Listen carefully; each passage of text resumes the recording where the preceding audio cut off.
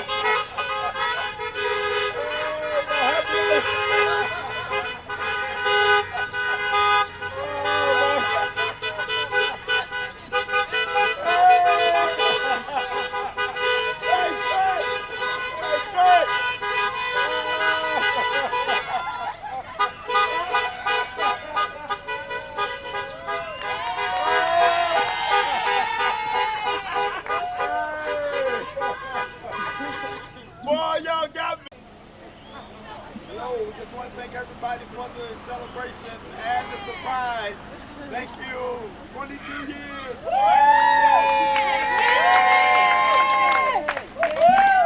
Wonderful surprise. Bless the Lord, oh my soul. All that is within me, bless his holy name. This is the day the Lord hath made. Let us rejoice and be glad in it. This morning, I'd like to invite you to go with us to the book of 1 Kings, the 17th chapter, and we will begin our reading at the 5th through the 9th verse. So he went and did according unto the word of the Lord, for he went and dwelt by the brook Cherith, that is before Jordan. And the ravens brought him bread and flesh in the morning, and bread and flesh in the evening. And he drank of the brook. And it came to pass after a while that the brook dried up, because there had been no rain in the land. And the word of the Lord came unto him, saying, Arise, get thee to Zarephath, which belongeth to Zidon, and dwell there.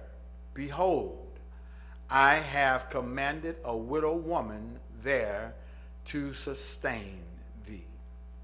I want to talk about this morning when your brook dries up. When your brook dries up. My brothers and sisters, the text says that it had come to pass that after a while the brook dried up, because there had been no rain in the land. And any time that things dry up and we see our way seeming to be cloudy, we must always understand that God is still standing by. I want to share with you this story. In 1906, There was a woman by the name of Jeannie Wilson. This woman was living her life under great duress, and she was living her life under great stress because of her condition. She was physically handicapped, and she had to live the rest of her life bound to a wheelchair. But here's the good part about Jeannie Wilson. She did not let her condition or her situation cause her to become depressed. She did not let her condition allow her to become disgruntled. She did not let it cause her to become disgusted, discouraged, or dismayed. But what she did, she used her energy for something positive. And she took a pen and paper and she wrote a song that has become one of the standard hymns in our churches. Life is filled with swift transition. None on earth can move or stand. Build your hope on things eternal and hold to God's unchanging hand. Yes, that's a powerful message in that song. But you have to understand something today. That song came out of stress and strain in Jeannie Wilson's life.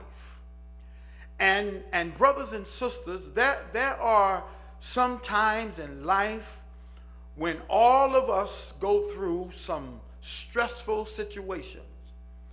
And there are times in life when all of us are under duress.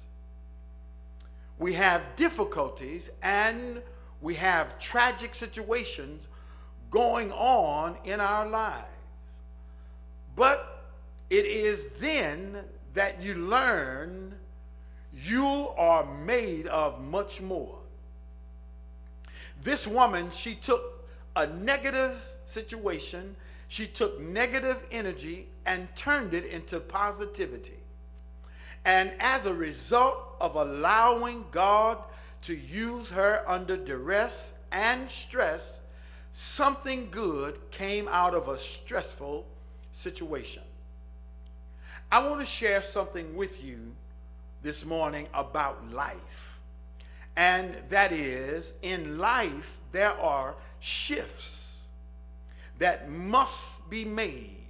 There are changes that must be made in our life.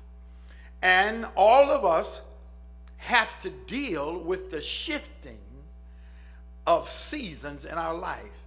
And there are seasons in our life where nothing will remain the same.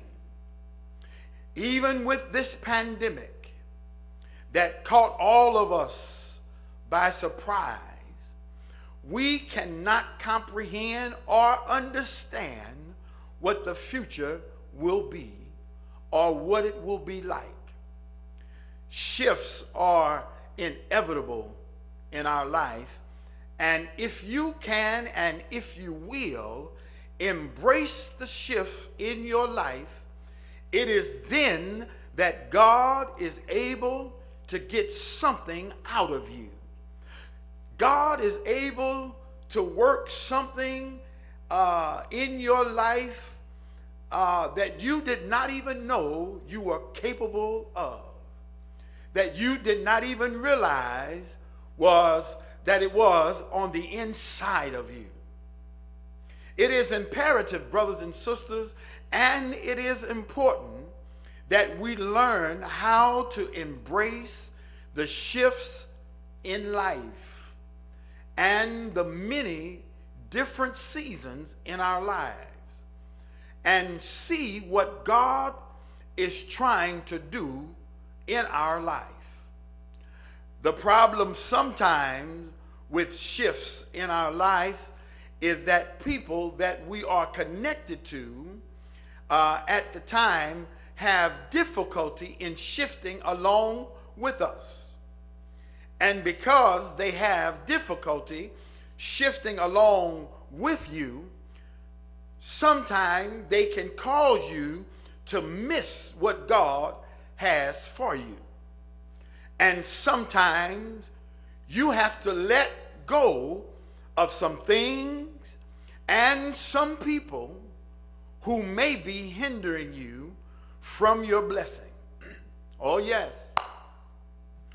As we try to walk into the next season that God has for us.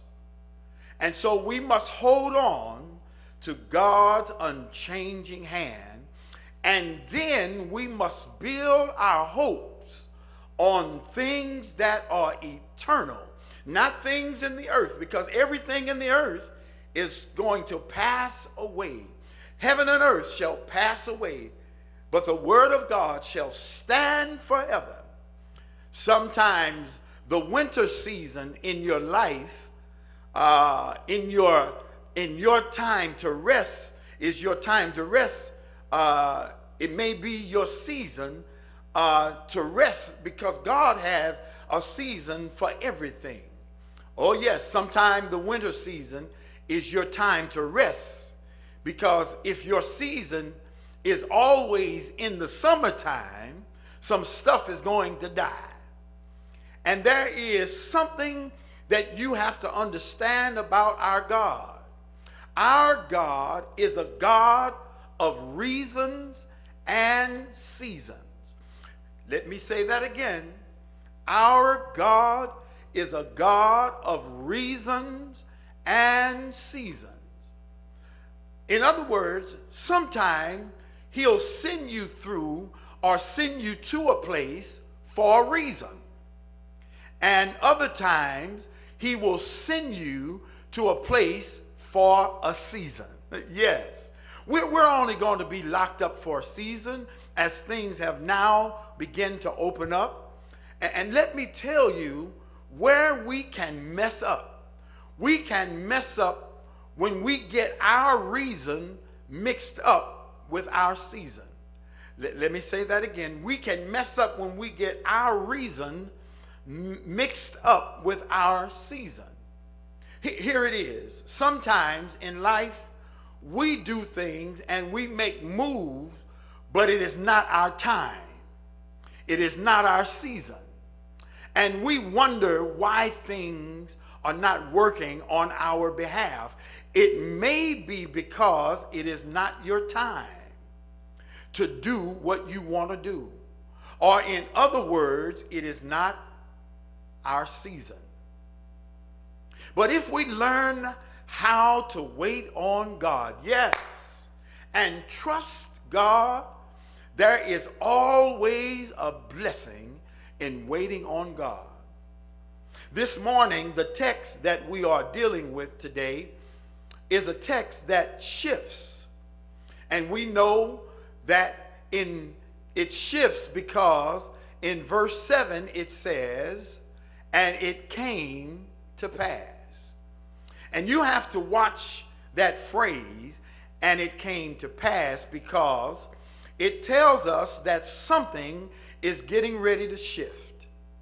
Or in other words, something is getting ready to change. Here's what it says in the text. It says that there was a drought in the land, and God's people had backed away from God.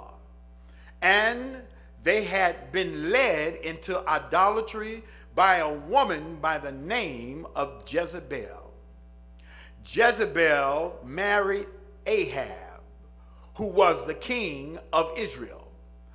Jezebel was a wicked woman, and Ahab was a weak man. And I think I ought to say this right here. I ought to tell you this right here, that you have got hell anytime that you take a weak or a wicked woman and hook her up with a weak man. Yes. Jezebel led Israel into the deepest form of idolatry. And they were no longer worshiping the God of Abraham, Isaac, and Jacob. They were no longer worshiping the God who created the heavens and the earth. But they were now worshiping a God named Baal. The God who protected them, the God who provided for them, the God who made a way for them. Watch this. They are no longer worshiping him. But now they are now worshiping a God named Baal. This was a dead God. This God has eyes, but he can't see. He's got legs, but he can't move. He's got arms, but he cannot embrace. And I think I ought to tell you that the God that we serve is a jealous God. Yes, yes. And he is not just going to allow us to do what we want to do and serve who we want to serve without punishment, because he said, "Thou shalt not have any other God before me." And so when I speak of the jealousy of God, I'm not talking about the jealousy as we know it to be today. I'm not talking about this crazy kind of jealousy that makes you look at his or her cell phone, checking emails and Facebook messages to see who we've been talking to. I'm not talking about that kind of jealousy. And if you can't trust the person that you with no further than you can see them, then you don't need to be with them in the first place. Yes, yes. But when I speak of the jealousy of God, the word jealousy in the Hebrew literally means to protect. So when he says, "I am a jealous God," it is because he loves you. He wants to protect you. God has to sometime pull us back in because we are naughty, and by nature we have that sin nature in us that causes us to go the wrong way. God, he still wants to do something in our lives. And we still want to do some things that we have no business doing. But because I am in relationship with God, yes, when I go too far, he will always pull me back in. Aren't you glad about it, that God has a way of protecting us when we can't protect ourselves? Watch this. God told his prophet Elijah to go and tell Ahab that I am going to shut up the heavens, and there will be a drought in the land. And what I like about God is that whenever there is a drought in the land, whenever there is a shortage in the land, whenever there is depression in the land, whenever there is a layoff in the land, and especially whenever there is a pandemic in the land, God will still, come on somebody, take care of his own. Aren't you glad about that?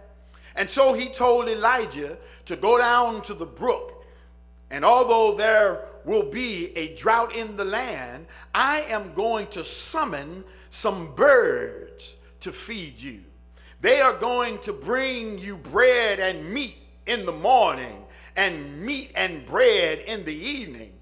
Brothers and sisters, God takes care of his own. I want to say that again. I want to give somebody confidence in this situation. God takes care of his own. Hold on, because God is still standing by. Just make sure that you belong to God, because God will make a way somehow. Somebody said, I lost my job during this season, but I didn't lose my house. Come on. Somebody said, I lost my income, but I didn't miss a meal. Come on, somebody. Yes, if you trust God and never doubt, he will take care of you. During the drought, everybody else was struggling, but God took care of his own people. Elijah had water to drink from a rock, food delivered by some birds. Some writers say he stayed at the brook for a year and a half. But watch this, verse 7 says, and it came to pass that the brook dried up and the birds expired. You know, brothers and sisters, it amazes me that sometimes God, he causes a shift in our life, and he causes it to happen at the most comfortable time. That right when we are comfortable, that's when things get a little rocky. Things begin to shift on us. As soon as you get enough seniority, come on, to get a promotion, seems like that's when you get laid off. Come on. Right when you have saved enough money to get the house, out of nowhere, things happen. Even your child, he needs a serious operation. Right when you're comfortable in life, right when you decide to spend more time with your loved one, God causes them to come home. One thing that we need to understand is when God calls a shift in our life, we have to keep moving forward. Because whenever God allows a brook to dry up in one place, he has another assignment for you somewhere else. Brothers and sisters, oh God, only God can do what he does. And so when the brook dried up, God gave Elijah another assignment. He told Elijah to go to Zarephath, and there you will find a widow woman. And when he got there, this widow woman, she had just enough for her son to eat and die. Thank God that when you follow instructions, when things have dried up in your life, God has another plan around the corner. When things don't look well, God has another plan. We have to trust God. Elijah went to Zarephath. He found the woman there, and the woman there had enough food and took care of Elijah. And God continued to bless. I want to say to you this morning, let God lead you. Let God direct you in all of thy ways. Acknowledge him, and he shall direct your path. When your brook dries up, God has a plenty in heaven to take care of you. God has taken care of us this far, and I believe that God, yes, is going to take care of us. Hold on to your faith, just like he took care of Elijah at the brook. Then he took care of Elijah away from the brook. Although many of us, we have been separated one from another, God is taking care of us. God is keeping his hand of protection all on us. His arms are filled with love. He is guiding us during this time. And I want to encourage you that nothing can happen to you, yes, Lord, but what God will. And so we're going to trust God in this time and in this season. God will take care of you. Don't you believe it today? I believe it with all of my heart. I trust it with all of my soul. Build your hopes on things eternal and hold unto God's unchanging hand.